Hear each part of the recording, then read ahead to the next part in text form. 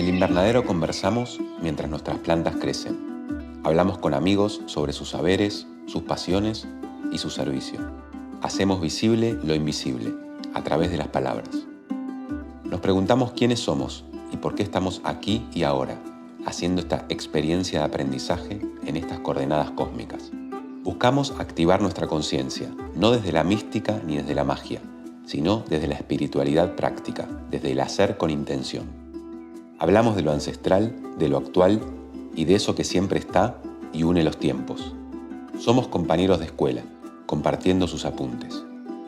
Bienvenidos a este podcast, un espacio de aprendizaje desde Capilla del Monte y para el mundo.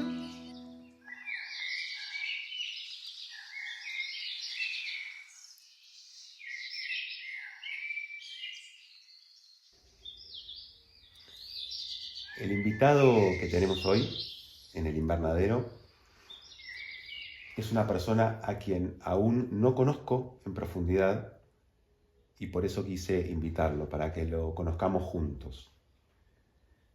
Alberto Kusselman es licenciado en psicología, músico, y en el año 1989 creó un método que se llama terapia del canto, y es a lo que se dedica desde esa época hasta la actualidad. Además, su música es escuchada por millones de personas alrededor del mundo. Ha hecho música para el Dalai Lama, ha hecho música para Sai Baba en la India y ha obtenido reconocimientos en India y en varias partes del mundo. Así que tenemos muchísimo para conversar. Comencemos. Bienvenido, mi amigo. Bueno, muchísimas gracias por la invitación y por de alguna manera poder recopilar, como decía, la recapitulación personal, como decía don Juan, ¿no? Recapitular un poco la vida de lo que hicimos y lo que nos pasó. Así que bueno, yo también muy agradecido por también estar en este lugar tan hermoso. Gracias.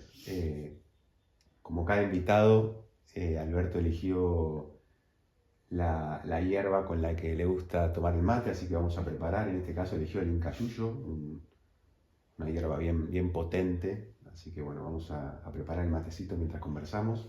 ¿Vale?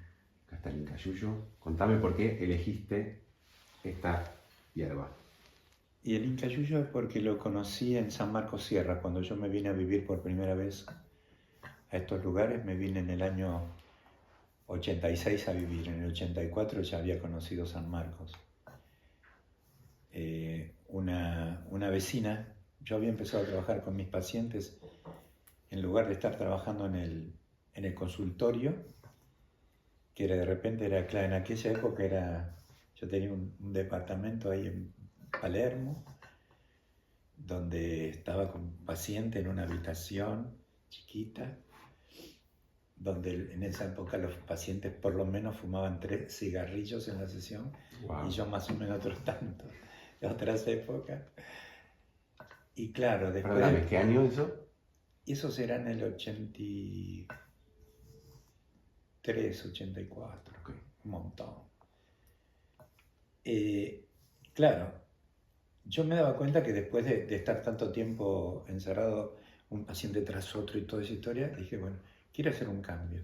Entonces los pacientes, en lugar de recibirlo en el consultorio, cuando venía buen tiempo, lo esperaba abajo en la puerta del edificio, y a las 2 cuadras estaba Palermo y el jardín japonés. Entonces empecé a ver cómo era atender un paciente, fuera de los protocolos habituales de los psicólogos, ¿no? Cómo era atender un paciente en Palermo, caminando, respirando, yendo al río, o sea, otra cosa. Entonces, claro, después de terminar el día yo me sentía re bien, porque no me sentía con toda la carga de estar con toda la dramática, que también lo sigo haciendo, ¿no?, de los pacientes, pero en otra situación. Y ahí me di cuenta, bueno, pero esto iba a San Marcos. La vecina me dice, si vos ya estás atendiendo a un paciente, vos tenés que ir a conocer San Marcos Sierra, año 84, tenés que ir, me insistió, hasta que un día fui. Llego a San Marcos, entro y subo al Cerro de la Cruz, ¿no? Cuando estoy en el Cerro de la Cruz dije, yo quiero ver este atardecer todos los días de mi vida. Eso dije. Año 84. Claro, es muy loco, yo vivía en Palermo, otra vida. Sí. Seguí viniendo a San Marcos, bueno, porque me sentía tan bien la energía. Era otra cosa, una sensación lo que yo sentía. Entonces en un momento dado, año 80, vine en las vacaciones del año 85 y voy al almacén y así de cara dura, digo a la señora, ¿no sabe alguna casa que se alquile por acá? Me dice, sí, vaya a ver a doña Yaya. Voy ahí a lo de doña Yaya y digo, señora, voy, un chalet, claro, yo estaba viviendo en Palermo, un departamentito lindo, que sea, un chalet, 5 habitaciones, jardín, para la huerta, miraba el cerro, dije, voy, ¿cuánto vale, señora? Salía la mitad del alquiler que yo pagaba con Palermo, claro. Lo alquilé ahí. Una locurita fue, ¿no? Porque yo dije, bueno, que los pacientes vengan acá. Porque yo creo que uno se cura más acá que estando una sesión por semana. O sea, yo digo, un paciente venga 10 días acá a hacer un retiro terapéutico es mucho más efectivo que toda la semana. Bueno. Y bueno, hice ese cambio, ¿no? Pero es una locura, porque cuando uno se pone en situación, uno dice, bueno, ahora yo soy psicólogo y vivo acá en Capilla del Monte o en San Marcos y atiendo a mis pacientes por Zoom. Pero estamos hablando de una época en que no existía ni el Google, no, o sea, no existía el Internet todavía, prácticamente. Si cuando tenía que hacer una llamada a Buenos Aires, yo tenía que ir a la telefónica, pedir un horario y venga dentro de 2 horas. Correcto, te dan turno para llamar. 2 horas. Bueno, y claro, y bueno, ahí fue cuando conocí a Cachilo, hablando del Inca Yuyo, que era el yuyero de ahí. Yo le hice una canción a Cachilo, que se llama Cerros de Taipichín. Cachilo era una persona muy querida ahí en el pueblo, era el yuyero, era un nativo de ahí, claro. Él nació en La Quebrada, en la casa de La Quebrada, el molino de La Quebrada, ahí nació él. Y bueno, y siempre que nosotros necesitamos yuyos íbamos a ver a Cachilo, y ahí, bueno, él nos enseñó de las plantas. La primera que me acuerdo fue el Inca Yuyo, para qué servía, cómo era. Y ahí me acuerdo, hablando de Cachilo, que fui a verlo una vez y vi que tenía como una virgen enorme, era una virgen, ¿viste? Una cosa, no era una virgencita, sino que era un Cachilo, la virgen, sí, me dice, porque la virgen me salvó la vida, me dice Cachilo. Ah, sí. Sí, y me contó una historia de que cuando él era chico comió duraznos ahí en La Quebrada, que se dan mucho los duraznos salvajes, lo mismo que por ahí, por acá, en Huertas Malas, y se intoxicó. En aquella época, estoy hablando del año 1926, 28, más o menos ahí, ponerle la edad que tenía cuando Cachilo era chico. Y entonces lo llevaron a Cruz del Eje, no lo pudieron curar. Lo llevaron a Capilla del Monte, tampoco. Lo llevaron al Funes, que era lo más importante. Le dijeron, señora, lléveselo al chiquito, no hay nada que hacer. La mamá se volvió, imagínate en aquella época, venirse desde... Entrar en La Quebrada ya solamente era toda una historia. Se lo trajo al chiquito para que el chico parta ahí. Y el padre fue a Cruz del Eje a buscar el cajoncito para el angelito. Bueno, resulta que el padre volvió y la madre le pidió a la Virgen del Valle. A Villa del Valle, que salva Cachilo, y Cachilo vivió. Y ahí está el milagro de Cachilo, ¿no? Y él riéndose, ya siendo un hombre grande, me dice, mi papá tuvo que ir a devolver el cajoncito. Ese fue Cachilo. Y ahí, bueno, yo hice un poquito una canción sobre la historia esa, porque fue muy milagroso. Y en San Marcos estuviste, y cuando te viniste a San Marcos, ¿viste solo? ¿Ya tenías familia? Estaba en pareja, sí, estaba en pareja y con una de mis hijitas, Angie, sí. Y fue muy loco, porque cuando yo dije, síganme lo bueno, no me siguieron todavía. Claro.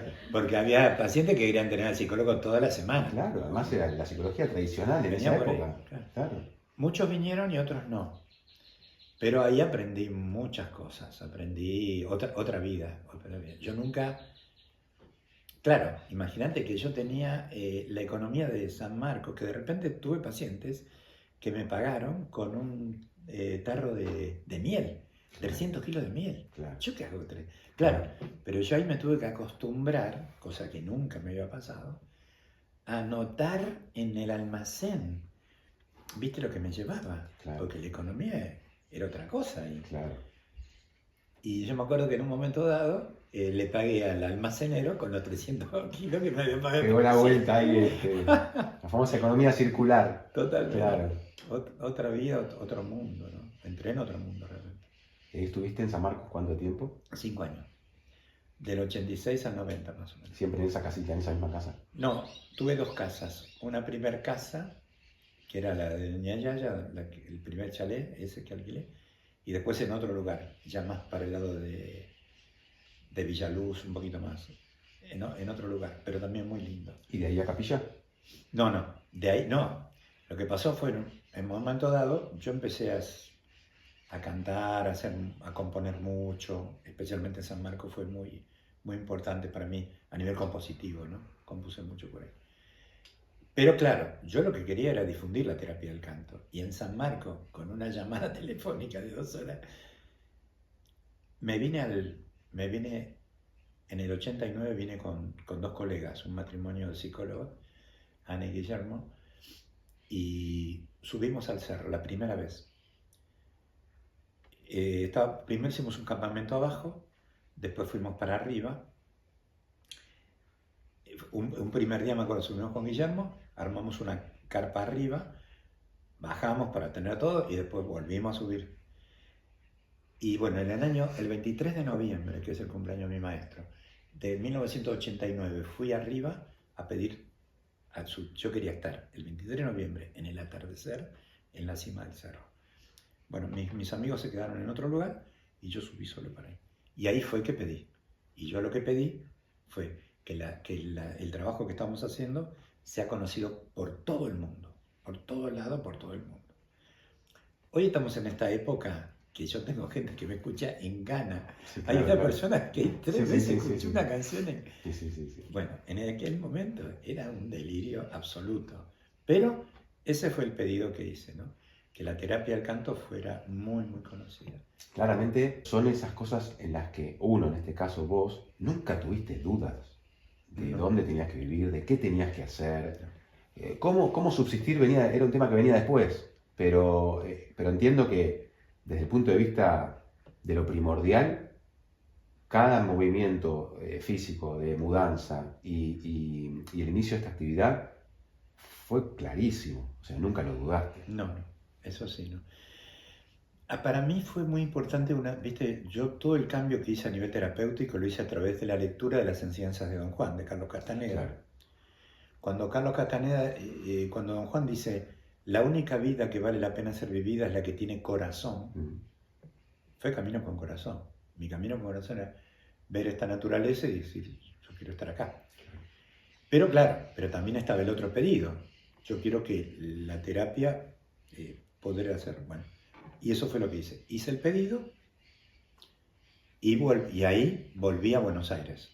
Después de 5 años en San Marcos, volví a Buenos Aires porque ahí era empezar con otro formato, empezar a viajar, y empecé a viajar por todo el interior de la Argentina, por Uruguay básicamente también. Después, bueno, cuando se fue dando el tiempo, Brasil, haciendo talleres en Brasil, en Chile, en montones de lugares, y viajé por Bolivia, Perú, muchos lugares. Pero ya empecé a moverme y a hacer talleres, a mostrar la terapia de otra manera. Pero acá, pero el punto fundamental, lo que cambió la forma de cómo yo venía trabajando, a cómo se transformó en lo que es la terapia del canto hoy, es que yo al principio, cuando yo, a ver, ¿cómo te puedo decir? Yo primero me conecté con la música. Claro. Yo primero la música. Claro. A través de... Básicamente, lo primero que yo me acuerdo, yo siempre digo a mis alumnos que hay que hacer la biografía musical y decir todas las músicas que te influyeron en la vida. Total. Porque es muy importante. Yo me acuerdo, lo primero, mi mamá, porque mi mamá cantaba tangos. Mi mamá y mi papá eran de San Juan y Boedo, que era un barrio muy tanguero, y mi mamá cantaba tango. Entonces, el canto era algo familiar en mis oídos. Y mi padre era jefe de publicidad de la 20th Century Fox, de la compañía de Estados Unidos. Mi papá era el jefe de publicidad acá. Pero aparte de eso, él creó, era un creativo, mi viejo, creó un programa de radio y de televisión, en aquella época, que hoy lo que serían los videoclips, en otra época no había videoclips, claro. Era la parte musical de la película. Claro. Entonces el programa de televisión de mi viejo era, por ejemplo, poner una canción de los Beatles, ponerle un tango de Gardel cantando otra cosa, o sea, todo lo que eran las partes musicales era el programa de mi viejo. Con esto te quiero decir que yo escuché mucha música muy variada de chico, mucho, estaba muy presente la música. Pero lo más importante fue cuando mi hermana, Vicky, empezó a aprender a tocar la guitarra. Yo me acuerdo, tenía 13 años yo veía cómo aprendía ella, aprendí los primeros acordes, y bueno, ahí empecé. Lo que más me interesaba a mí era componer canciones, inventar canciones. Tuve grupo folclórico en el secundario, después en el barrio, y después, ya con mi primo, hicimos un dúo, el dúo Vendaval, nos llamaba. Y claro, pero cuando terminé el secundario había que estudiar algo, ¿no? Había que estudiar. Y yo tengo mi hermano médico, Sí. psiquiatra, psicoanalista. Entonces, claro, a mí cuando él venía, me acuerdo que venía con unos grabadores enormes, así a cinta, donde tenía las grabaciones de los pacientes, del hospicio. Y a mí me encantaba todo ese mundo de la locura, le decía yo. Claro, y en un momento dado, terminé secundario, bueno, yo quiero ser como mi hermano, me voy a medicina. Claro. Medicina, física, química, matemática y biología, nada que ver conmigo, cero. Claro. Entonces me di cuenta que lo que a mí me interesaba de la medicina de mi hermano era la psicología. Claro. Ahí me fui a psicología. Empecé a estudiar psicología, me encantaba. Yo quería ser psicoanalista. Fundamentalmente, en aquel momento era el objetivo mío. Me recibí y, claro, yo también venía cantando, teniendo una parte artística. Claro. Pero cuando llegué al otro dejé la música, porque era un prejuicio incompatible como ser psicólogo, psicoanalista y a la vez ser un artista o algo músico. Era como que el prejuicio de aquella época era, no, los pacientes no tienen que saber nada de vos, claro. Mejor, si el paciente viene por acá, vos te vas para allá, es decir, por todo lo que tiene que ver con las proyecciones, sí, claro, bueno, todas esas historias. Entonces, bueno, ahí dejé la música. Y me dediqué al psicoanálisis en primer lugar, después terapia gestáltica. O sea, me fui abriendo a otras técnicas que me sentía mucho más cómodo, claro, con otras técnicas. Pero lo primero, una de las cosas que fue muy importante para mí fue que apenas me recibí, yo tenía un trabajo muy bueno, que ganaba bien, trabajaba muy poco, pero que fue lo que me permitió estudiar. Cuando me recibí, claro, todavía tuve que mantener otro trabajo hasta que me encontré participando en un equipo donde empecé como acompañante terapéutico de pacientes internados. Entonces entré en un equipo de terapia que en aquel momento era muy, muy famoso, alto nivel, de Eduardo Calina, que era con pacientes internados, pacientes con adicciones de otros países. Bueno, empecé como acompañante terapéutico.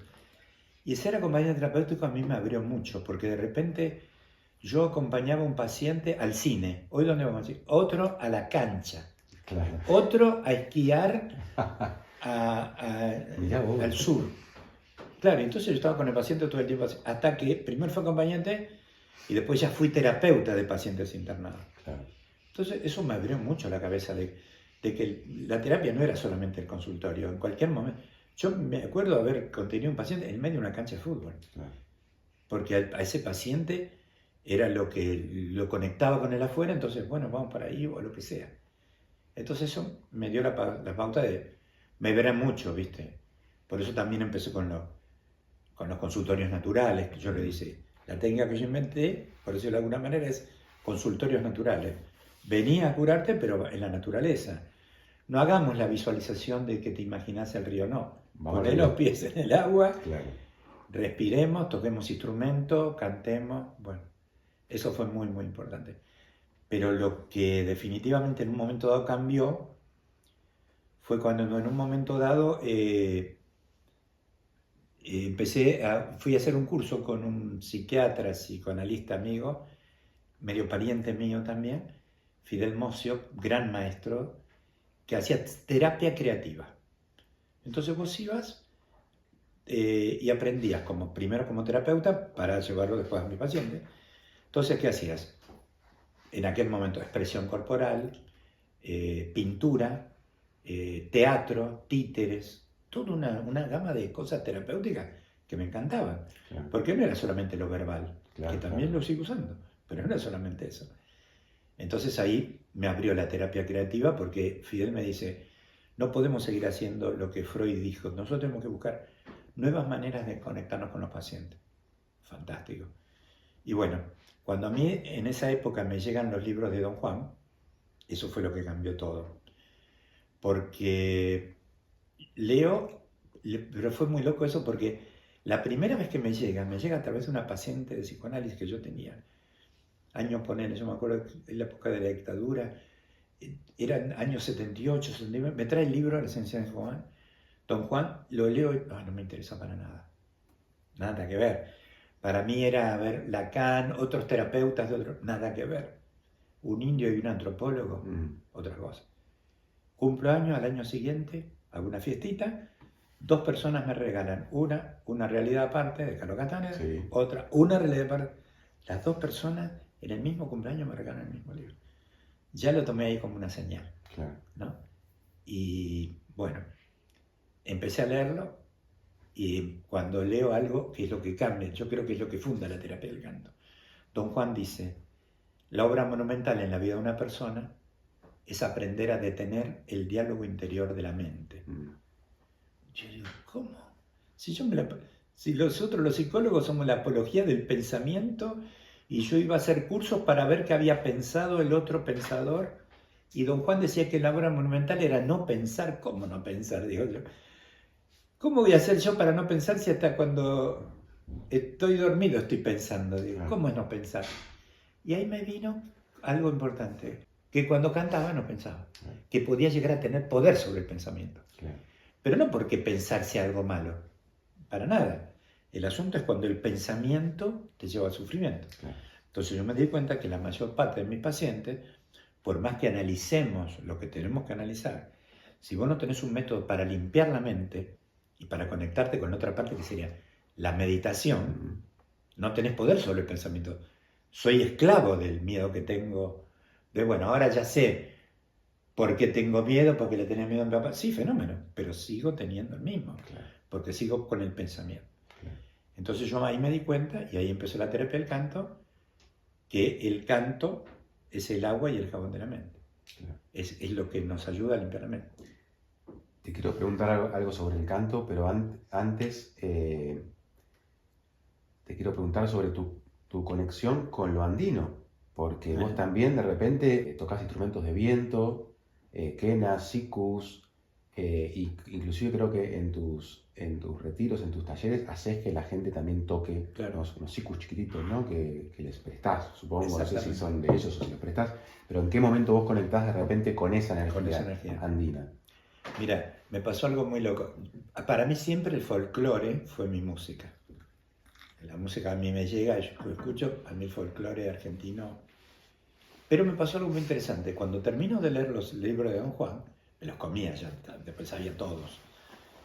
Dije, yo también quiero tener un maestro como Castaneda, ¿no? Yo quiero tener un maestro indio, dije yo. Claro. Vivía en el centro de Buenos Aires, ¿dónde voy a encontrar un maestro indio? Entonces, ¿qué hice? Me fui al centro Coya de Buenos Aires. Calle y Corrientes, pleno centro. Yo había nacido a la vuelta. Voy, llego me acuerdo un sábado que eran las fiestas. Y ahí entro en otro mundo. Yo me acuerdo que estaba la panadería donde cuando era chico compraba pan y acá había un pasillo largo que allá en el fondo estaba el centro Coya. Entro, era otro mundo, ¿no? Y lo primero que veo es a los músicos que están tocando ahí adelante, ¿no? Que era un grupo, Que agarran, tenían un vaso de vino en la mano y tiran. Digo, ¿por qué tiran el vino? Digo, yo no tenía idea de lo que era Pachamama. Claro, claro. Entonces, claro, entonces ahí entro en otro mundo que era el mundo de lo andino. Bueno, ahí me cambió la vida. Me acuerdo, lo primero que vino fue, vino un grupo Guiñay Yasta, que sí, Pueblo Eterno, que venían tocando una banda de sicures, pero que tocaban, y yo siempre digo, temblaban las paredes del centro Coya, ¡pam, pam! Tocando, pum, pum, con las guancaras, los saumelas y pam, una cosa impresionante. Y ellos reverenciaban los instrumentos. En esa época, los otros muchachos agarraban la guitarra y la rompían todas. Claro. Y estos venían reverenciando el instrumento como algo sagrado, ¿viste? Bueno, y ahí conocí a mis primeros amigos del Centro Coya. El primero fue Leonardo Sánchez, que me acompañó mucho tiempo, de origen mocoví. Después Fernando Barragán, que hace poco estuvo con nosotros, el gran maestro de los sicuris. Y bueno, apenas vi el sicus, yo tengo 5 hijos. Mi hijo mayor, cuando era chico tenía problemas bronquiales, tenía como un broncoespasmo. Entonces yo lo llevaba a muchos médicos y a kinesiólogos. Entonces yo vi que lo más importante era el vaciamiento de los pulmones, como lo hacían. Cuando yo vi el sicus en el Centro Coya, me acuerdo, dije, qué buen instrumento para que los chicos puedan vaciar los pulmones, porque lo importante cuando hay un problema bronquial es la persona todo el tiempo quiere meter y justamente lo que te indican es vaciar, porque cuanto más vaciás, más llenás. Claro. Entonces tuve esa idea, dije, qué bueno esto para los pibes que tienen asma. Bueno, y bueno, ahí fue cuando me conecté con lo andino. Entonces a partir de ahí compuse la canción que es el Inti Sol, que es una de las canciones que se hizo muy conocida, especialmente en el Uruguay. Y bueno, ¿por qué? Porque en las paredes del Centro Coya estaba escrito: un pueblo que somete a otro pueblo no puede ser libre. Inca Yupanqui. El hijo del Inti Sol era Pachamama. Y yo cuando veía algo así, para poder acordármelo, lo transformaba en una canción. Claro. Y ahí hice la canción del Inti Sol. Y a partir de ahí empecé todos los sábados a ir al Centro Coya.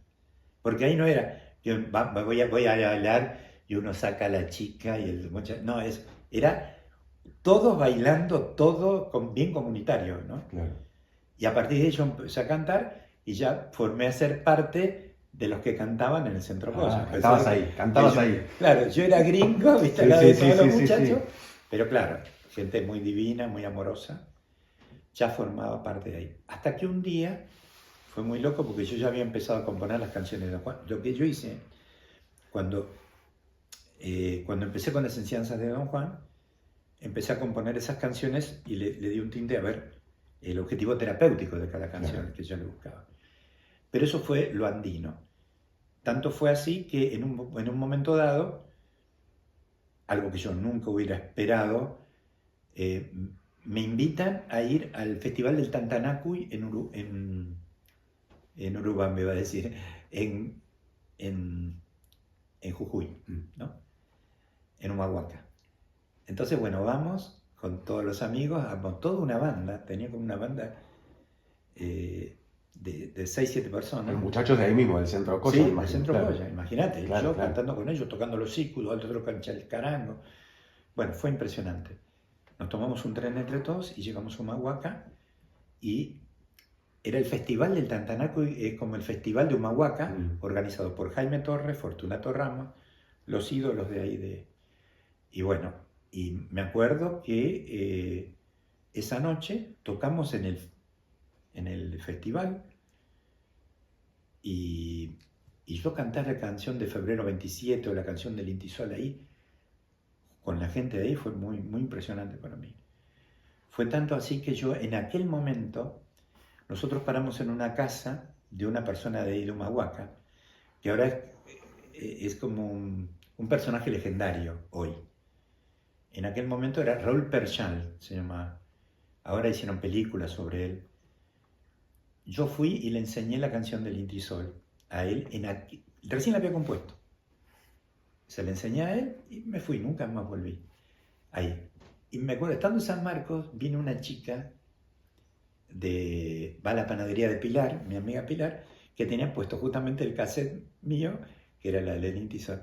Y la chica le dice, esa canción es nuestra comparsa de Humahuaca. No, dice Pilar.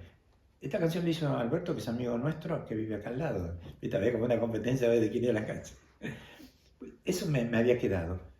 Después de muchos años, vuelvo a Humahuaca. Voy a la casa de Raúl Percha, entro, ya era otro mundo, ¿no? Llego y lo veo a Raúl, después te voy a mostrar cómo la canta él. Llego y le digo, hola Raúl, bueno, allá son muy cultivadores del vino. Le digo, ¿qué tal? ¿Cómo está? Bien, bien. ¿Te acordás, Raúl, que yo vine con Willy, con los chicos? Sí, no se acordaban nada. Digo, vos sabés que a mí me dijeron que acá, no sé si será tu comparsa, hay una canción que hice yo, que yo hice la Inti Sol. ¿Vos hiciste la Inti Sol? Alberto! Era John Lennon en ese momento.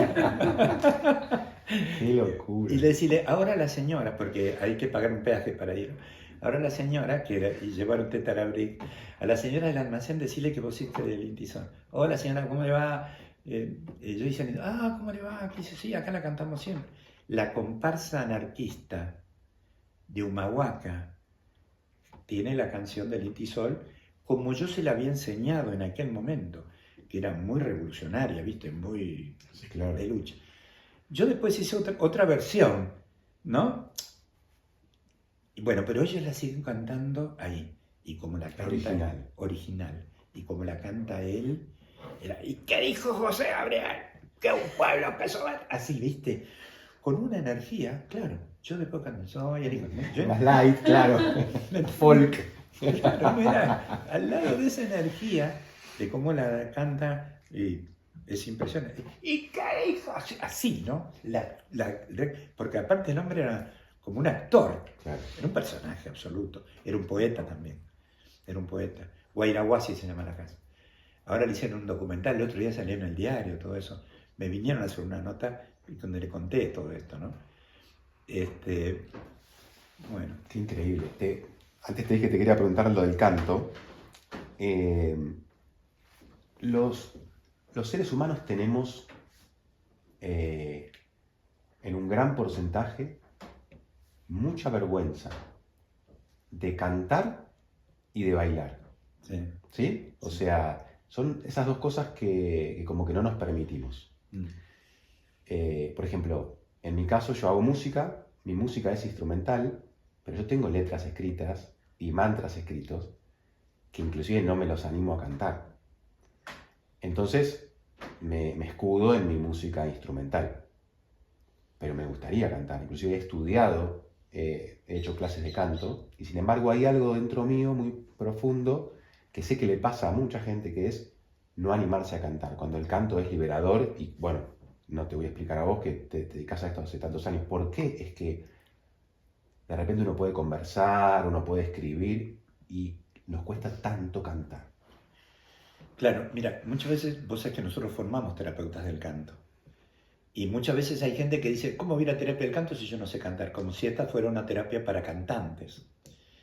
Nosotros siempre decimos, este es un canto medicina. Cuando vos te des cuenta que el canto, porque a mí me pasó algo muy fuerte también con esto. Ahora me acuerdo, yo quería cantar, uno de los delirios míos era cantar en el Estadio Obras, donde cantaban todas las... A mí no me conocía nadie, pero un delirio mío. Pero de repente me pasó que fui a ver un recital de Marilina Ross una noche y dije, no, en el estadio, no, era el microestadio de Atlanta, que hoy es el Arenas. Claro, claro. ¿No? Dije, no, yo quiero cantar acá, yo quiero cantar acá. Un delirio, ¿eh? Vos podés creer que el viernes pasa, eso fue un sábado, el viernes me llama mi amigo el indio Mocoví, me dice, mañana tenemos que ir a ver a Piero al microestadio de Atlanta.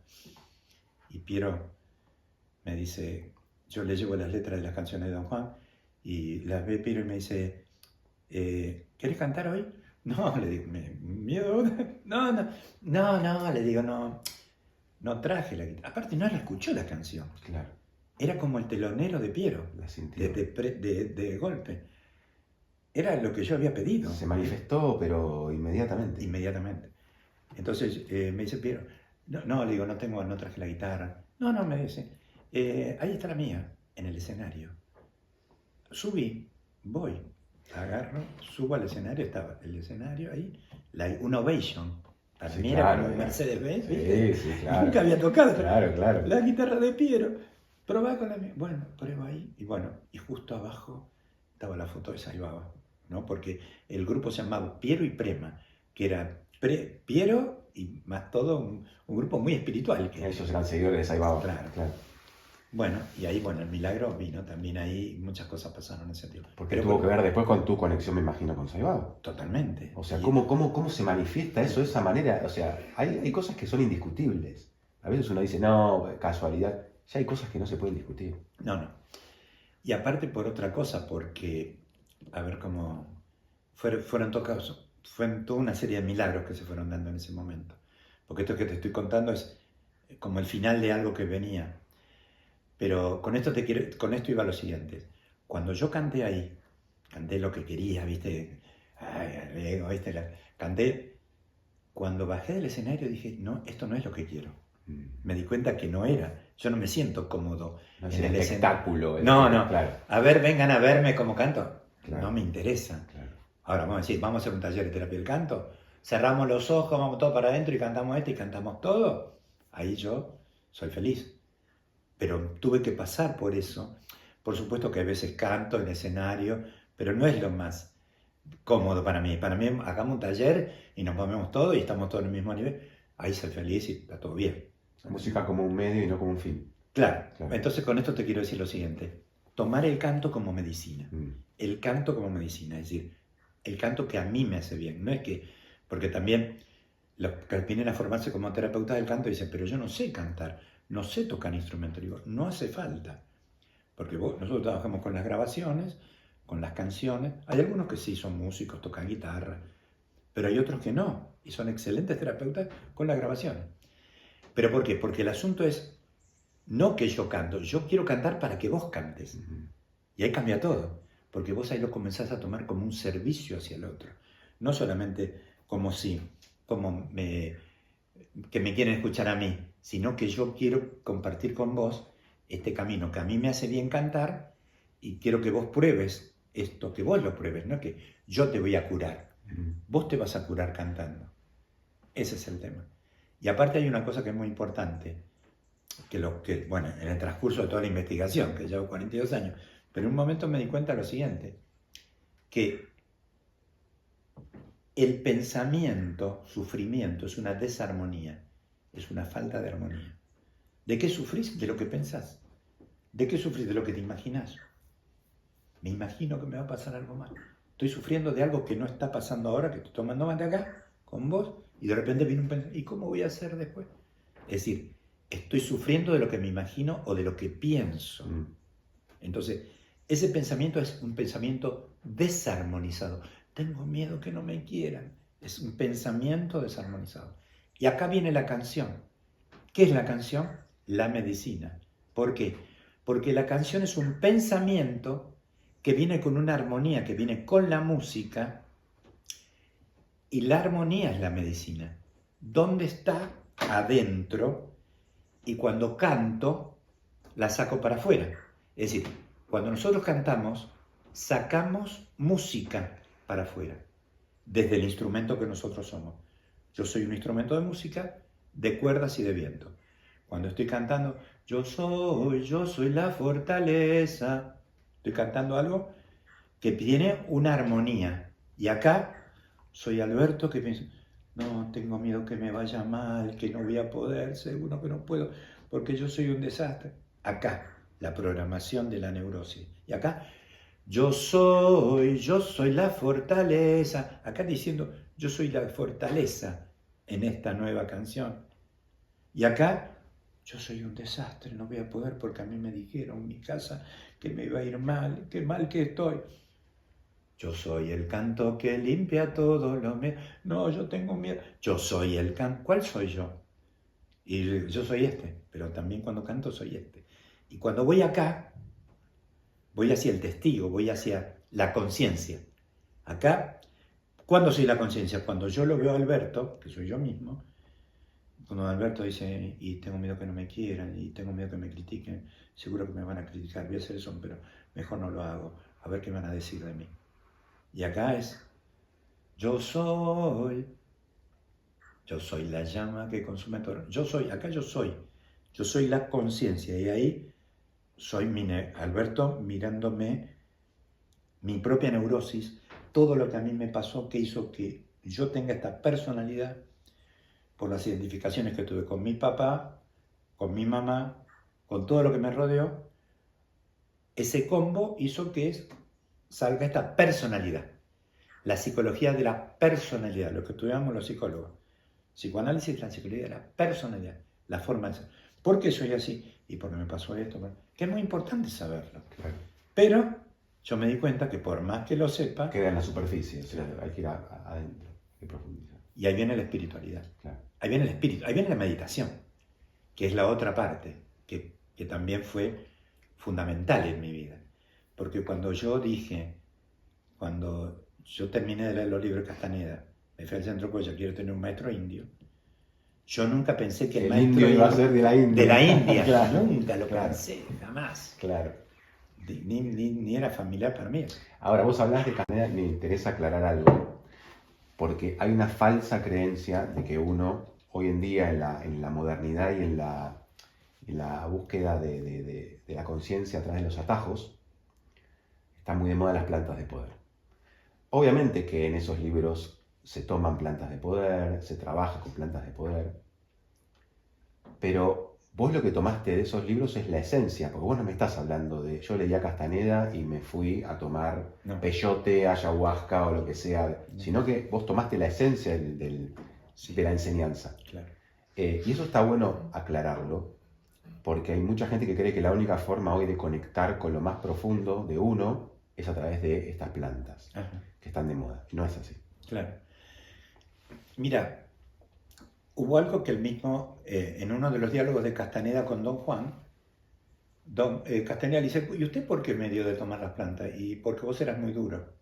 O sea, porque la única manera de ablandarte a vos, tu parte mental estructurada, era a través de eso. Pero también Don Juan decía que no hacía falta. Entonces, ¿qué es lo que pasa? En un determinado momento, a mí me pasó lo siguiente. Cuando la paciente aquella me trajo las enseñanzas de Don Juan, después lo leí, no era el libro que más me interesaba, porque era la experiencia de Castaneda con las plantas, interesante, lindo. Segundo libro, una realidad aparte. El tercer libro, cuando a mí llega el libro, El viaje a Ixtlán, el viaje a Ixtlán y Relatos de Poder es lo que cambia mi manera. ¿Por qué? Porque en el viaje a Ixtlán, Don Juan empieza con las enseñanzas, ser inaccesible, la muerte como consejera, el no hacer. Ahí empiezan las enseñanzas. Entonces yo tomo eso. Entonces yo lo que digo es, yo quiero que con mis pacientes recordar lo que dice Don Juan. Viene un paciente, ay, qué mal que estoy, pobre, con un hábito de lamento. Empezamos la guitarra, vení, vamos a cantar la canción de Don Juan. La duda y el lamento no es el modo de un guerrero. Claro, ¿yo por qué compongo la duda y el lamento? Primero yo me lo compongo para mí, porque yo me daba cuenta que me pasaba la vida dudando, postergando. Y Don Juan decía que que el guerrero va y hace, ¿no? Entonces eso era una forma de, ¿cómo salgo de la duda? Con el camino, con corazón, con lo que sentís. Y el lamento, pongo el consultorio, todo el mundo, y yo mismo. Porque la depresión, el lamento, porque qué mal que estoy. El lamento. Entonces, cuando vos te das cuenta, cuando yo leí eso, la duda, yo dije, yo para nada soy un guerrero. Me la paso dudando y lamentándome todo el tiempo de mí, de lo que me hicieron. Y veía que todo alrededor pasaba lo mismo. Porque este me hizo, porque el otro me hizo. Entonces, esa enseñanza la transformaba en una canción. Y esa canción la cantaba con los pacientes. En este caso, de las enseñanzas de Don Juan, ¿no?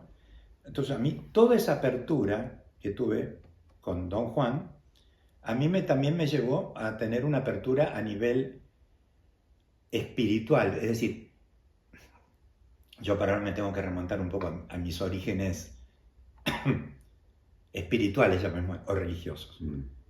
Yo soy hijo de un padre judío, Mauricio Kuselman, y de una madre cristiana, Josefina de Candia. Mis padres me tuvieron a mí y a mis hermanos. Si bien a mí me bautizaron, y digamos tuve como una educación cristiana, católica, ¿por qué?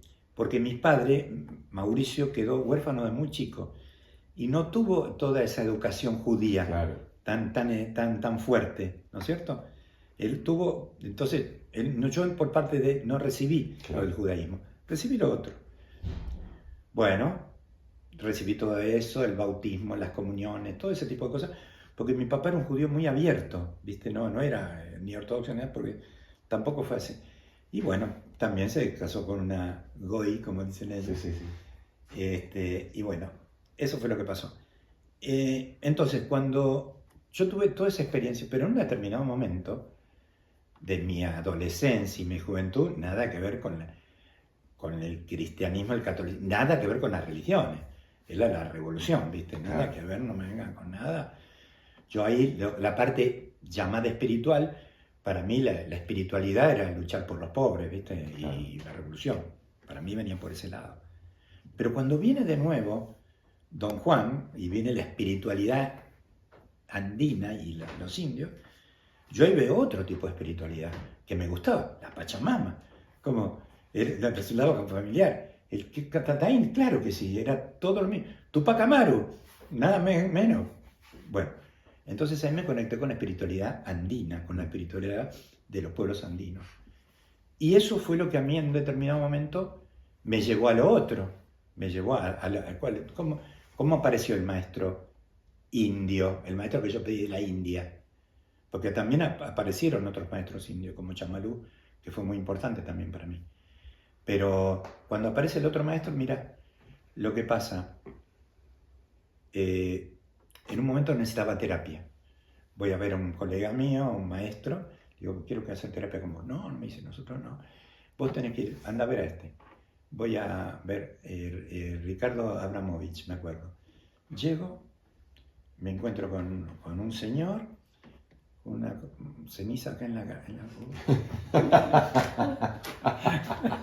Yo con mi mente psicoanalítica, científica, occidental, absoluta, veo, estoy en la sala de espera, un cuadro ahí de un hombre y eso, bueno, un olor a saumerio en la champa, pero digo, hola. Entro, lo saludo al señor, hola, ¿cómo le va? Digo, ¿y quién es él? Porque adentro más fotos, ¿viste? No, es Aibaba, me dice. Ah, le digo, él debe ser para usted lo mismo que Don Juan es para mí, le dije. Bueno, fenómeno. Empezamos la terapia, me acuerdo que era un sueño dirigido, yo me acostaba y entonces él me daba una consigna y me decía, ponele, está bajando una escalera, vaya viendo lo que ve. Entonces yo, como sueños guiados eran, me acuerdo. Y el hombre escribía todo. Bueno, y aparte tuve un anillo así, ¿viste? Todo muy raro, pero yo me sentía bien. Y un día me dice, usted tendría que ir por ahí, por lo de Sabiá, como a usted le gusta el canto y todo eso, porque yo venía con el canto. Ah, sí, digo, esto a mí no me van a agarrar. Esta secta a mí no. No, así fue. Bueno, y claro, entonces pero yo iba ahí todo siempre. Hasta que un día, bueno, pasa lo que te conté antes de Piero. Ah, lo de Piero pasa después. Claro. O sea, vos volvés a ver las fotos de Aibaba en el escenario de Piero. Claro. No, pero aparte, yo veía todas las imágenes esas por mi psicoterapeuta. Sí, claro. Que era absolutamente lo menos convencional que vos podías imaginar. Pero claro, yo estoy ahí, cuando vamos al microestadio de Atlanta, yo estaba en mi auto, y atrás para una camioneta, otra vez, con la figura de Salvador, otra vez, qué loco. Voy a ver a Piero y Prema, y a las 9 de la noche, todo vestido de blanco, con mis compañeros ahí, cantando delante de toda la gente, bajamos y el lugar estaba lleno de puestitos del microestadio. Y en lugar decía sándwiches, decía sándwiches. Todo sai por todos lados, ¿no? Mi amigo el indio, yo le digo, che, tenemos que ir a agradecer ahí al templo de Saibaba. Digo, bueno, dale, vamos. Yo me acuerdo que fui, llegué, estaba con mi amigo, llego ahí, digo, no, yo no bajo, no voy. Él agarró y fue, él fue. Yo, todavía le tenía resistencia a ese hombre. ¿Quién era? Yo no entendía, un gurú. Bueno. Ahí viene un día a casa la esposa de uno de los chicos del centro Coya, la esposa de Michael. Y viene y trae un cassette que se llama Los 108 Nombres de Dios. Yo me acuerdo... Sí, los 108, claro. Así que cuentas, claro. Yo empiezo a escucharlo, digo, como los 108 nombres de Dios, como que dicen que este hombre es Dios. Y dije, si Jesús estaría acá en la tierra, yo quería ir a conocerlo. Así que yo lo quiero ir a conocer así, ¿no? Bueno, a partir de ahí fue que empecé con otra parte, porque me entero que este hombre de la India decía que el canto era la mejor medicina para todo tipo de enfermedades. Así decía, el canto espiritual es la mejor medicina para todo tipo de enfermedades. Por eso están los mantras y digo, uy, el maestro, digamos, como si yo estoy haciendo esto y estoy diciendo que el canto cura y viene otra línea desde la India. Bueno, y a partir de ahí empecé, que en lugar de querer estar en los escenarios, yo estaba jueves y domingo, era bastonero de mantras. Y ahí empecé a componer muchas canciones que tienen que ver con las enseñanzas. Entonces, los repertorios de la terapia del canto, si bien no tienen un tinte religioso, porque justamente eso es lo que divide, lo que sí tiene son las enseñanzas musicalizadas de muchos maestros de la humanidad. Entonces, a partir de ahí, cada canto se transforma en una medicina específica, claro, según la temática que tenga que trabajar la persona. Claro. Por ahí venía el asunto. Entonces, toda la parte de mantras y todo de la India y todo lo que vino con eso fue muy importante para mí, porque era como, yo me daba cuenta que la terapia del canto es una forma de hacer mantra yoga en castellano. Entonces, muchas personas que son maestros de yoga, que por ahí hacerle cantar un mantra a una persona que por ahí tiene miedo que a ver si me cambio de religión y todo eso, pero si vos le decís, yo soy la fortaleza, la persona tiene un problema, claro, ¿entendés? O yo soy la ley del perdón, no tenés problema. Entonces eso trabaja. Entonces es una forma de hacer yoga para limpiar la mente, la terapia. Claro, o sea, el mantra, el ícaro, digamos, todas estas músicas que en realidad básicamente son vibración. Sí. Pero hace algunos años también está muy de moda el concepto de baños de sonido y de sound healing, que apunta más a la vibración del instrumento. En la terapia de sound healing uno es más pasivo, claro, ¿no? Y acá uno tiene esta actitud de ser el que canta, como decís vos. Muchas veces a nosotros nos preguntan, ¿esto es musicoterapia? Y nosotros decimos, no, no es musicoterapia. Esto es terapia del canto, es canto-terapia, por llamarlo de alguna manera. ¿Por qué? Hay una diferencia en la cual yo digo, bueno, yo escucho una música y me hace bien, eso es indudable. Sí. La música es curativa, es terapéutica, es indudable. Yo creo que la terapia del canto es un paso más, es yo soy música cuando canto. Claro. No solamente, ay, la música que bien que me hizo, claro que me hace bien, pero otra cosa es cuando vos sos música, lo mismo cuando tocas un instrumento. La música está saliendo mucho más con el canto y mucho más con los instrumentos de viento. Claro. Cuando vos estás soplando con tu propio aire vital y cuando vos estás cantando, estás emanando armonía desde adentro. Por eso, hay muchos musicoterapeutas que digamos, dicen, oye, vos haces musicoterapia. No, yo no hago, porque yo lo respeto mucho a los musicoterapeutas porque es la gran ciencia. Claro. Pero yo digo, no, que esto es mucho más primitivo que la musicoterapia. La musicoterapia es una gran ciencia. Y los musicoterapeutas son los grandes terapeutas. Pero esto es, yo me curo cantando. No es que alguien viene, que también es muy importante que alguien venga. Pero en este caso, yo estoy hablando de psicohigiene. Una cosa es psicoterapia y otra cosa es psicohigiene. La psicohigiene me la hago yo a mí mismo. Como me lavo la cabeza, tengo que lavarme de acá del miedo ese que tengo, de la bronca esa que tengo que limpiar la mente. Claro. Y la terapia del canto es la psicohigiene, es la higiene mental. Por eso cuando yo veía el agua, el canto es el agua y el jabón de la mente. O sea, nosotros cantamos no solamente para escuchar, sino porque yo cuando estoy cantando estoy limpiando y me conecto con la otra parte, que es el espíritu. Claro. ¿No viste que Don Juan habla del tonal y el nahual? El nahual. Claro. El día y la noche. Claro, pero el tonal, ¿cuál es? El tonal es mi personalidad, Claro. lo que yo necesito para estar en el mundo, ¿no? Ese es el tonal. Con todos los mamos que tengo, ese es el tonal. Sí. Pero también está el otro, que es el nahual. Claro. Ahora, yo quiero estar acá. Y bueno, lo que tiene que ver muchas veces con las plantas, tiene que ver con cómo llegar acá, para poder ver esto, Claro. ¿no? Para salir y ver. Muchas veces sirve esto de salir y ver. Pero yo creo que acá lo importante es el trabajo o lo que te puede llegar a despertar un trabajo terapéutico en la medida en que vos te empezás a conocer y ves que hay otras cosas también, ¿no? Pero también yo creo que hay que ser muy cuidadoso con eso, porque yo creo que hay muchas plantas que pueden ser muy efectivas para muchas personas y no para otras. Porque es muy importante porque como se abre una gran cantidad de cosas, este tonal tiene que estar en orden para poder volver. ¿Me entendés? Porque si este tonal está muy desarmonizado, yo me voy para allá, voy al paraíso, y cuando vuelvo acá. La caída es tremendo, porque más tengo profundo. unos problemas tremendos acá, ¿no es cierto? Entonces, para poder hacer eso, el tonal tiene que estar en orden. Como decía don Juan, hay que ordenar el tonal. Claro.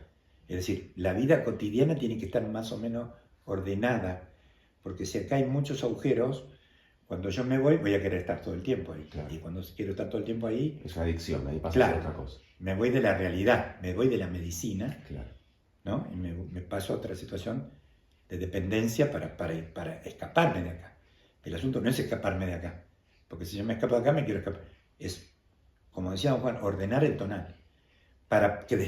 Porque si vos tenés mucho nahual, es decir, tu espíritu, yo conozco un montón de gente que tiene tiene un espíritu creativo que es Sí, impresionante. mucho aire, como se dice, pero Exactamente. no tiene tierra. No hay tierra. Claro.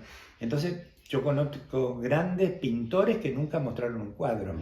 Gente que compuso canciones impresionantes y nunca la materializaron. ¿Entendés? Entonces, toda esa creatividad, porque no está bien el tonal. Por eso está muy importante estar bien en el tonal, en la vida cotidiana, para que si tengo una experiencia trascendente, que pueda volver tranquilo, porque puedo volver tranquilo acá. Y si no, estoy ahí arriba, no quiero volver ahí. Claro. Y ese es un problema. Y sobre todo cuando tienes una tarea como la tuya, que es desde el tonal transmitir todo esto. Absolutamente. Porque esto tiene del otro lado hay una persona que va a recibir esa terapia en el mundo terrenal. Sí. ¿No? O sea, si no queda muy en el aire. Y seguro. Y por eso mismo el canto, vos fíjate que hay personas que nunca leyeron los libros ni tuvieron ningún otro tipo de experiencia, pero cuando hacen la terapia o cantan, algo le pasa. ¿Por qué? Porque de alguna manera abre su conciencia y básicamente lo que hace el canto es abrir el sentimiento. Porque grande parte de los problemas de mambo que tenemos en la cabeza se debe a los pensamientos. Y hay tanto pensamiento que anula el sentimiento. No siento nada, o me enojé algún día y me quedé ahí cerrado. Por eso la terapia del canto no es solamente cantar. La terapia del canto, cuando nosotros hacemos un taller de terapia del canto, es canto en movimiento, danza, baile, masaje cantado, dramatizaciones, psicodrama, pintura en canto, pintar y cantar. O sea, todas las herramientas creativas para expresar. Porque uno se cura cuando expresa y uno se enferma cuando se traga. Entonces, todas las aperturas que puede haber para abrir, que es el canto, no es solamente, porque una cosa es que diga, yo soy la fortaleza, y otra cosa cuando lo está lleno, y estamos bailando y en el piso conectándonos con la energía yo soy la fortaleza para hacer lo que debo hacer. No estoy poniéndome en acción, poniendo el cuerpo en acción. ¿No? Entonces no es solamente la canción, es eso. Bueno, también en la terapia hay muchas técnicas de integración grupal. Canto en movimiento, danza, la gente se da un abrazo. Es muy terapéutico todo eso, ¿no? Entonces, siempre en un taller hay un antes y un después, cómo vino la persona y cómo se va. Y a todos nos hace bien, porque imagínate que estar 1 hora y media, 2 horas cantando y estando en pleno contacto con lo que estás limpiando, o con lo que estás, y poniéndote en contacto con otras personas, viéndote. Muchas veces hacemos psicodrama, ¿no? Entonces yo digo, no es solamente, muchas veces nosotros hablamos, yo tengo un trabajo que se llama los 4 canales de televisión de la mente, donde cada canal es una de las emociones, el miedo, el hábito de dudar, la culpa, los conflictos con otras personas. Entonces muchas veces hacemos que la persona dice, a ver, el problema que vos tenés en la cabeza, ¿con quién es? Y yo me peleo siempre con esta persona. Bueno, los que tienen problemas con otro, nos juntamos acá. Otro, y yo tengo miedo. Los del miedo acá, entonces los separo por grupos. Entonces, ¿qué es lo que hay que hacer? Bueno, ustedes tienen que hacer una escena de alguien que tiene miedo. Pero primero se van a contar entre ustedes cuáles son los miedos que tienen, y de ahí van a hacer una escena y la van a poner en escena. Yo te puedo asegurar que el hecho ese terapéutico, donde yo lo dejo 15 minutos hablando de lo que les pasa y se transforma en algo creativo, que ya no es algo que yo tengo en la cabeza, sino es algo que yo estoy viviendo acá, en el miedo que tengo, y cada uno va viendo, es un momento terapéutico impresionante, porque ya al ponerlo en escena o en palabras, ya toma otra dimensión. Claro. Ahora, o pinta tu miedo. Entonces, tenemos pinturita. A ver, imagínate vos, ¿qué es el miedo para vos? Y entonces ahí ve algo que antes estaba acá, que de repente está ahí. Entonces tiene otra dimensión. Todo. Esas son muchas de las técnicas que utilizamos. Y ahora, por lo que vi el otro día en tu web, encima le agregás algo que para mí es hermoso, que es un retiro, hacer todo esto encima con el agregado de las aguas termales. Ah, sí. O sea, es como una gran medicina, es impresionante eso. Es impresionante. Imagino porque cuando se ve estuve viendo el cronograma del retiro, era muy divertido. Yo no había leído primero que eran aguas termales. Entonces el cronograma era, día 1, 10 horas pileta, 12 horas actividad tal, 16 horas pileta. Y después fui arriba y leí y vi que decía con aguas termales, ahí entendí. Claro. Me imagino que en esa sumergida, digamos, también se generan conversaciones, sanaciones, en contacto con ese agua tan poderosa. ¿Hace cuánto haces eso? Desde el 92. Wow. Un montón, pero mira, hubo un año, estamos tan fanatizados, un año fuimos 11 veces llevando grupos. Y un año tuvimos un grupo de 120 personas. Impresionante, porque venían hasta micros de otros lugares. Vinieron desde Uruguay, desde Melo, Uruguay, vinieron desde el Chaco. Fue histórico ese momento. Y lo que pasa es que, en primer lugar, yo lo descubrí también con mis amigos, mis colegas que me llevaron allá. Y claro, yo cuando vi lo que me pasaba a mí en el agua, el nivel de relajación que yo lograba, y de bienestar, y de placer, y de bienaventuranza, y hacer un taller, es cómo vino la persona y cómo se va a los 2 días. Vino el sábado a la mañana, empezamos, y el domingo a la noche se va, y lo que le pasó a esa persona, el nivel de relajación que lográs, por más que haga 30.000 técnicas, lo que pasa con el agua termal, y esa que es tan poderosa. Y otra cosa, por ejemplo, nosotros agarramos a una persona, la ponemos así en flotación, una persona en cada, 3 personas le hacen, mientras la persona está flotando, la mantenemos, un masaje cantado. Las 3 personas le están cantando mientras les hacen la paz, cantamos la paz. La persona está ahí y todos nosotros. ¿Pero por qué el masaje cantado? Porque cuando yo estoy cantando, y cuando la persona, también hacemos, por supuesto en el piso también hacemos lo mismo, 3 personas dándole un masaje a otra, cantando, y la persona que también está cantando, la que recibe. Y el agua. Y el agua. Claro. Entonces todos estamos en la misma armonía, sumado en el agua. O sea, el bienestar que se da. Un día vamos al Padre Pío, a la Aurora, a hacer una meditación. Siempre el primer día es un día de descarga. El primer día yo me doy cuenta, entro al agua y me daba cuenta cómo estaba, las tensiones, los dolores, cómo estaba. No me había dado cuenta, pero el agua te hace una radiografía. mirá cómo está. Entonces, y ahí te empezás. El segundo día ya tenés una energía impresionante. Como ya sacaste todo, Claro, el segundo día ya es el día de los proyectos. claro. Y ahí vamos a hacer la meditación al Padre Pío, donde cada uno de nosotros, es muy importante para nosotros el proyecto de vida, el camino con corazón. Porque nos dimos cuenta que gran parte del sufrimiento, muchas veces de las personas, tienen que ver con que no están haciendo lo que vinieron a hacer. De propósito. Claro, no hay propósito. La persona tiene un trabajo más o menos bien, la familia bien, ¿cómo anda? Bien, como siempre. Pero la persona por ahí era un pintor, un artista, o le gustaba tener una huerta, o jugar al fútbol. ¿Lo hace? No, no. Y se le apagó el espíritu. La persona no tiene espíritu, tiene un trabajo, pero no tiene espíritu. ¿Cómo andas? Más o menos, como siempre. Tirando. Tirando. Y otra cosa es el camino. Por eso, cuando hacemos los retiros nosotros, básicamente no es solamente cómo vine y para dónde voy. Como decía Don Juan, uno de los libros de Don Juan, que para mí es el más importante, que es el viaje a Ixtlán, en el anteúltimo capítulo, cuando Don Genaro se pierde en las montañas, hay una enseñanza que para mí es fundamental, es Don Genaro se pierde en las montañas, no sabía para dónde ir, quería volver a Ixtlán, que era su pueblo.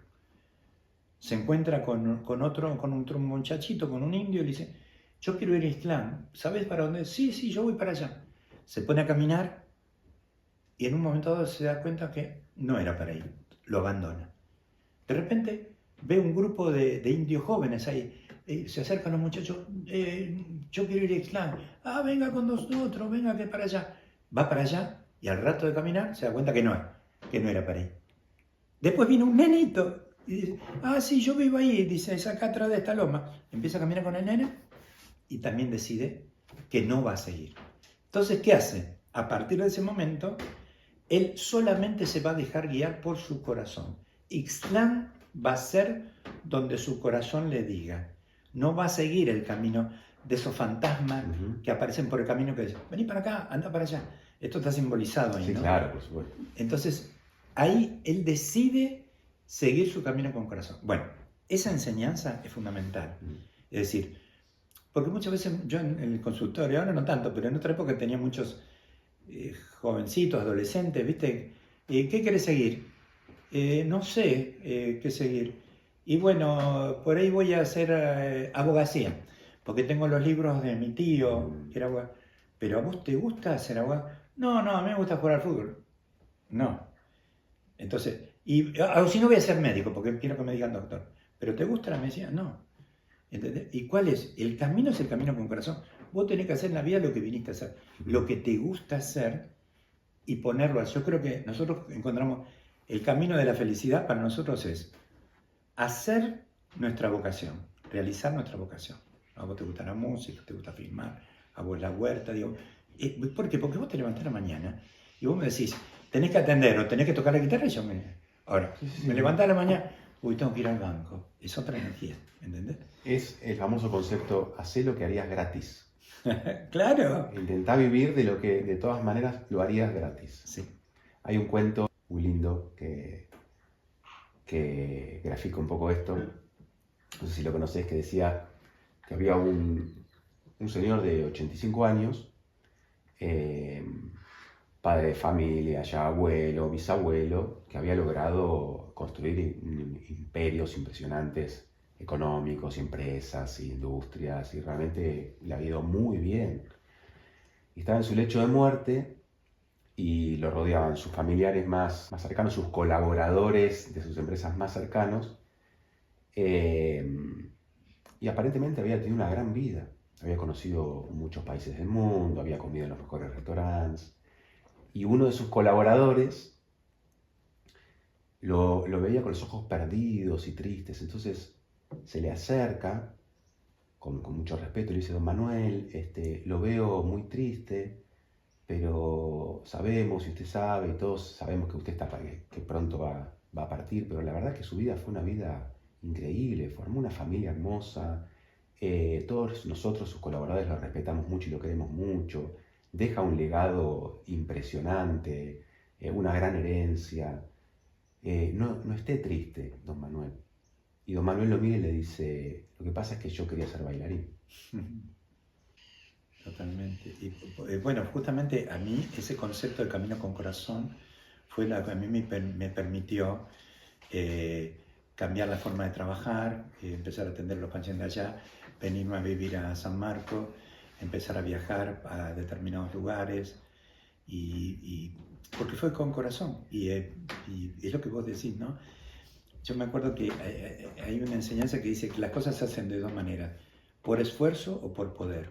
Por esfuerzo es, tengo que laburar porque tengo que pagar la tarjeta y voy a ser feliz cuando termine, cuando tenga la casa con él.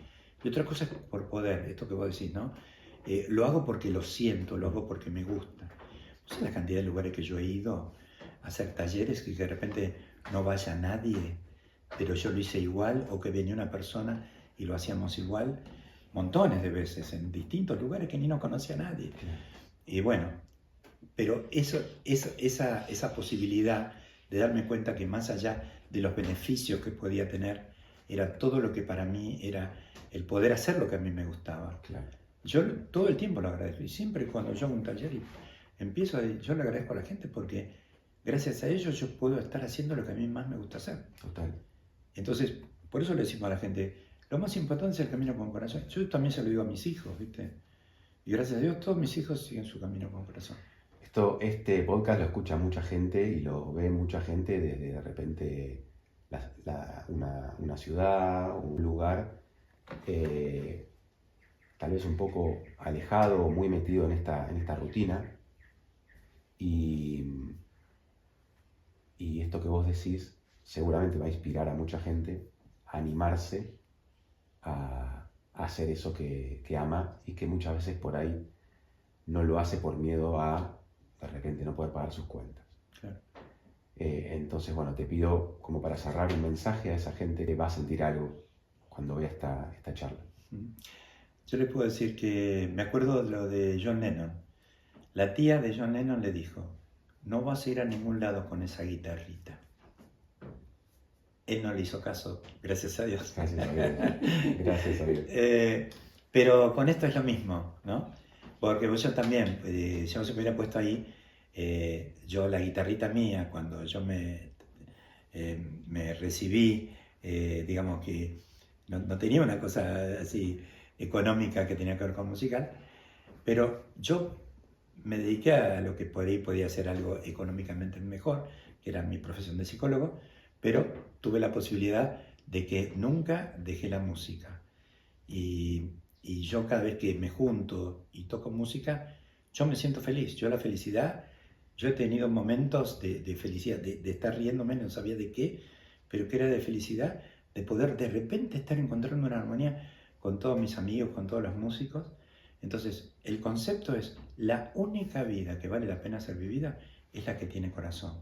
¿Sabes por qué? Porque también, cuando vos tenés ganas de vivir, la enfermedad y la muerte te van a tener que esperar, Claro. porque vos estás cumpliendo tu misión. Claro. Así lo decía Don Juan, ¿no? Cuando el guerrero está haciendo su última danza sobre la tierra, la muerte lo va a tener que esperar, Claro. porque estás disfrutando de la vida. Claro. ¿Y cuándo disfrutás de la vida? Cuando haces lo que te gusta y que decís, qué lindo, hoy, qué lindo este día, qué lindo poder estar acá, gracias, gracias, gracias, ¿no? Entonces, en la medida en que haces eso, la vida cambia, te cambia el humor. Claro. Entonces, yo siempre digo, es verdad que hay veces que uno tiene que tener un trabajo, que es el que tenés que tener, pero por lo menos tenés que tener 1 o 2 horas por día para hacer lo que viniste a hacer. Porque si no, no tiene sentido vivir para trabajar. Por supuesto que tenemos que trabajar y mandar, pero ¿por qué no tentar de poder vivir de lo que a uno le gusta hacer? Porque vos sabés, ahora justamente estamos haciendo una canción con Iván Donaldson, que la estamos componiendo entre los dos, y la primera parte que me manda Iván dice, cuando me estoy dedicando a lo que vine a hacer, ¿no? A lo que vine a hacer, ¿no? Cuando vos tendrías que preguntar cada uno de nosotros, ¿cuál es el sentido que tiene la vida? El sentido que tiene la vida, por lo menos para mí, es hacer lo que más te gusta hacer y ponerlo al servicio de los demás. Eso es poner el amor en acción. Porque vos lo vas a hacer desde el amor. ¿Te gusta cocinar? ¿Disfrutás cocinando? No, tengo que cocinar. No, ¿por qué? Porque te gusta hacerlo y lo das. Y vos con el cine, vos con la música, Y sos feliz haciéndolo. Claro. No necesitas nada. Claro. Si me pagan está bien, y si no también, Claro. porque estoy disfrutando de lo que hago. Claro. Por eso, cuando uno puede llegar a hacer la síntesis de que lo económico puede fluir con lo que te gusta, ya está el sueño del pibe para mí. Pero si no es así por las circunstancias que cada uno tiene, 1 o 2 horas por día tengo que juntarme con mi sabio a tocar música, o a pintar el cuadro, o a hacer la huerta, o a hacer gimnasio, o ir a jugar al fútbol. Pero, porque la fuente de energía viene de cuando vos haces lo que te gusta. Lo otro, hay cosas que tengo que hacer. Pero para tener la energía para las cosas que tengo que hacer, primero tengo que nutrirme de lo que me gusta. Total. Primero me nutro y después lo gasto. Pero primero, porque hay muchas veces, yo lo veo mucho en los tratamientos, la persona no tiene tiempo para nada, se desgasta su energía. Pero yo le digo, ¿estás haciendo lo que te gusta? No. Entonces, anda a la fuente de energía y después anda a hacerlo. Porque si solamente todo el tiempo estás gastando la energía y no tenés una fuente que te nutra, que a lo mejor es cantar, tocar un instrumento, ir a correr, conectarte con tus amigos, o pintar, no sé, o escribir. Hay mucha gente que escribe, tenés que escribir. Si te querés curar, tenés que escribir, tenés que pintar, tenés que bailar, tenés que expresar la terapia creativa. Entonces, una cosa es tener las cosas acá en la cabeza y otra cosa es así. Y estamos en una época en que estamos muy de espectadores. No, estamos muy de espectadores, me incluyo con el celular. Pero tenemos que estar más protagonistas. Si no, nos pasamos viendo la vida que... Y otro consejo que se los doy a ustedes y me lo di a mí, cuidado con lo que vemos. Porque vemos muchas veces cosas que son tóxicas en los medios. Y eso de repente me llena la... Yo también veo lo que pasa, no niego lo que pasa, pero cuido de no intoxicarme, porque también me tengo que nutrir, de darme cuenta que está ese mundo, esa Babilonia que se está cayendo, pero acá también hay una conciencia que está creciendo, y especialmente esa conciencia de la gente más joven, Claro. esa gente que está en la búsqueda de poder conocerse. Esa es la nueva conciencia, esa es la reevolución. Lo que antes nosotros queríamos que era la revolución, es la reevolución nuestra, de cada uno de nosotros ser el mundo que deseamos ver. Viste que muchas veces uno espera, que hagan este cambio. Y el asunto está en que nosotros tenemos que ser ese cambio, ¿no? Claro. Que esperamos ver en los demás. Bueno, tenemos un obsequio, ¿Sí? antes de terminar, en agradecimiento a tu paso por acá, por el podcast, por casa, por el invernadero. Oh, qué hermoso. Con el cóndor, qué maravilla. En el invernadero, qué belleza. Bueno, para mí realmente muy, muy agradecido por tanto arte y por este lugar tan hermoso y por la onda de ustedes, realmente maravilloso. Qué lindo tener estos vecinos en Capilla del Monte y acá en este invernadero, que cuando vos me lo mostraste, cuando me decías dónde iba a ser, digo, le mostré a Marisa, mirá qué hermoso lugar qué lugar tan lindo acá en Capilla del Monte. Así que bueno, muy feliz. Bueno, y acá el cóndor, que bueno, para mí el cóndor es lo que para mí es el vuelo, ¿no es cierto? Y es tan simbólico. Vos fíjate que la primera canción que yo hago de la Ascensión de Don Juan, yo digo, Don Juan, yo no quiero tener vuelo de jilguero, yo sí, yo prefiero como un cóndor volar hondo por el viento. Así que bueno, vamos a curarlo Y compartirlo. Y compartirlo. Si Dios quiere, Con mucho con gusto. músicas. Con mucho gusto. Alberto, Bueno, infinitas gracias. a vos Muchas gracias. por recibirme, por este lugar tan hermoso Gracias. y por permitirme recordar tantas cosas. Gracias.